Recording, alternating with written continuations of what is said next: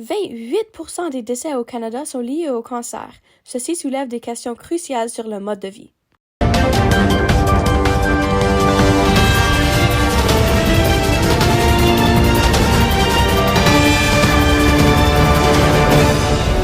Bonjour, ici Sophie Landreville pour aborder un enjeu de la santé publique majeur, l'augmentation des cas de maladies chroniques chez les Canadiens, et plus particulièrement le cancer.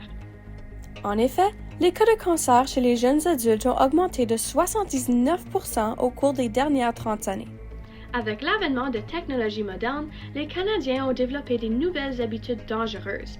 Quelles sont ces habitudes et comment peuvent-elles influencer l'apparition de nouvelles maladies? Est-il possible d'y prévenir?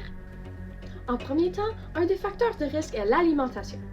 Avec le développement de l'industrie alimentaire et l'évolution des modes de consommation, des choix nutritifs moins favorables à la santé sont de plus en plus répandus. Les repas rapides, l'ultra-transformation des aliments et le manque de temps poussent une grande partie de la population à faire des choix alimentaires néfastes.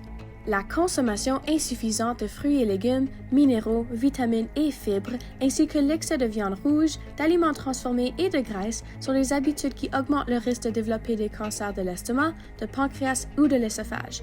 Selon l'Association de partenariat contre le cancer, une simple portion de fruits et légumes par jour pourrait prévenir plus de 85 000 cas de cancer au Canada. À cet égard, adopter une alimentation équilibrée en suivant le guide alimentaire canadien peut contribuer à réduire ces risques. Il est recommandé de privilégier une variété d'aliments comme les fruits et légumes, de boire au moins 2 litres d'eau par jour et d'éviter la consommation excessive des aliments malsains. Ensuite, un deuxième facteur est l'augmentation de temps passé en avant des écrans. L'utilisation prolongée des médias sociaux et les jeux vidéo contribue à un mode de vie plus sédentaire. Dans une seule journée, les adultes canadiens consacrent près de 10 heures, soit 60% de leur temps d'éveil, à des activités sédentaires. Ce manque de mouvement quotidien contribue aux problèmes cardiovasculaires, l'obésité ou le diabète, qui à leur tour augmentent le risque de développer le cancer. Des pauses fréquentes pour s'étirer et bouger et une activité physique modérée mais régulière, comme une marche, peuvent être des solutions efficaces.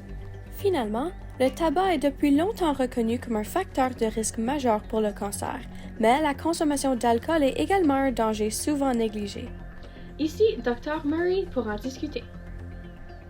Oui, en effet, l'alcool est classé comme un cancérigène de groupe 1.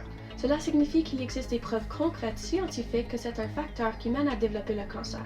En effet, boire plus d'un verre à la fois, soit 13 grammes d'alcool, peut augmenter ces risques. Est-ce que la dépendance aura un effet sur la santé? Bien sûr, la consommation régulière d'alcool va encore augmenter ces risques et peut même avoir des effets sur la santé jusqu'à 20 ans après la consommation. Alors il est crucial de limiter ou d'éviter complètement la consommation d'alcool pour réduire ces risques sur la santé. Merci beaucoup, docteur. En fin de compte, le cancer et autres maladies chroniques affectent plus d'un quart de la population canadienne. Alors, adapter un régime alimentaire sain, réduire la sédentarité et limiter sa consommation d'alcool et de tabac sont des actions importantes à prendre pour la santé. La prévention est essentielle, mais il est également crucial de consulter régulièrement des professionnels de la santé pour un suivi et un diagnostic précoce si nécessaire.